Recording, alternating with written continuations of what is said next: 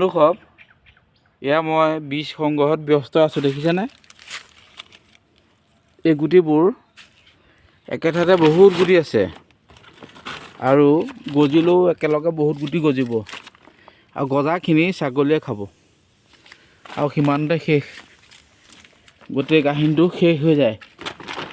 গতিকে মই কি কৰিম, যি অঞ্চলত এই আমৰ গছ নাই, থাকিব লাগিছিলে, চৰাই চিৰিকটি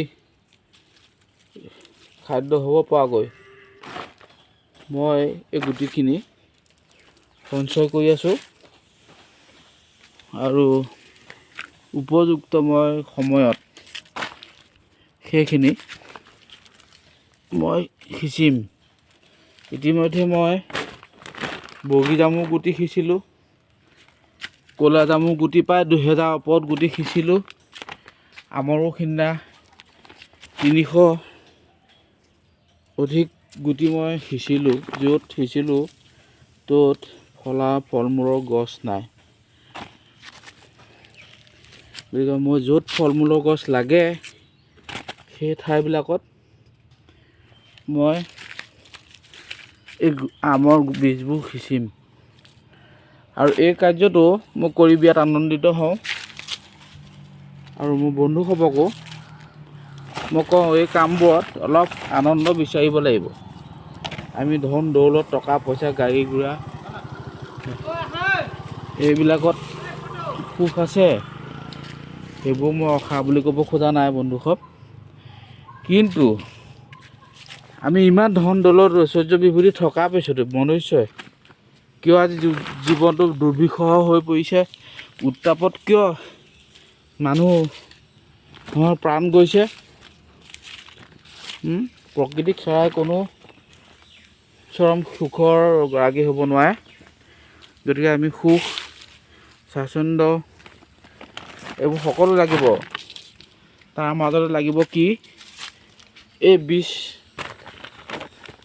সংগ্ৰহৰ দৰে কিছুমান নকৰিবলগীয়া কামো কৰিব লাগিব, যিবোৰ এতিয়া আমি নকৰিবলগীয়া। এই প্ৰখৰ উত্তাপত কেওফালে জনশূন্য, দেখিছেনে? চব মানুহ শুই আছে, কিন্তু মই ক'ত আছোঁ? মই আছোঁ বীজ সংগ্ৰহত। গতিকে বন্ধুসৱ, এইবিলাক অলপ বলিয়ালি কৰিবই লাগিব।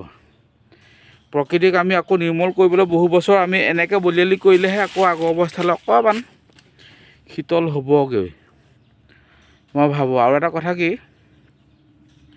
আমি ইমান গছ গছনিৰ মাজত থাকিও আমি ইমান উত্তাপ পাইছোঁ, কিহৰ কাৰণে পাইছোঁ?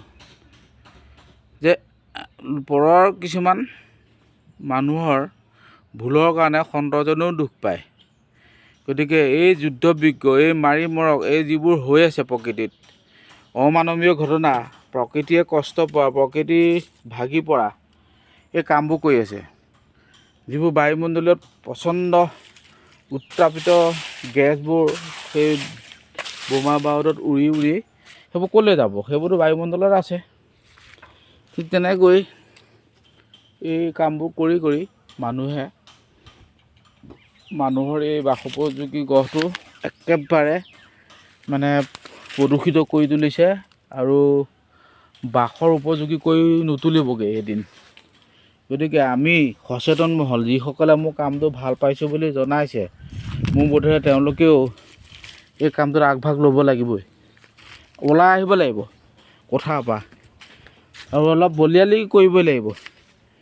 আমাৰ হিয়াৰ আমঠু জুবিন দায়েও কৈছে যে ভাল কামত সফল হ'বলৈ হ'লে অলপ বলিয়ালি লাগিবই।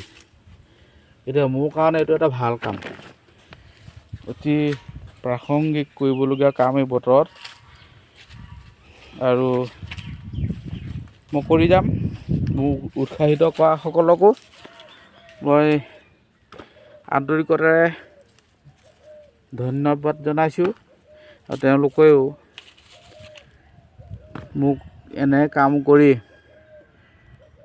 যদি বাস্তৱত দেখুৱায় বা কৰে, তেতিয়াহ'লে মই বুজিম যে মোৰ দৰেও আমাৰ সমাজত 2-4জন আছে, যি হাতে ভৰিয়ে প্ৰকৃতি সেৱা কৰিছে সেউজ সেনা হ'বলৈ বিচাৰিছে। অকল মুখেৰে নহয়, আলাপেৰে নহয়, আলোচনাৰে নহয়, মিটিঙে নহয়,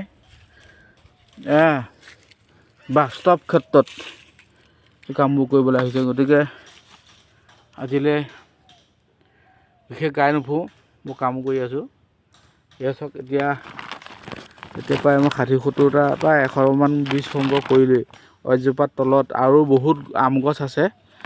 মই এইবাৰ প্ৰায় 2000মান আমৰ বীজ এনেকুৱা ঠাইত সিঁচিম যাতে গোটেই 2000 জোপাই গুটি ওলায় আৰু মোৰ কামটো সফল হয়।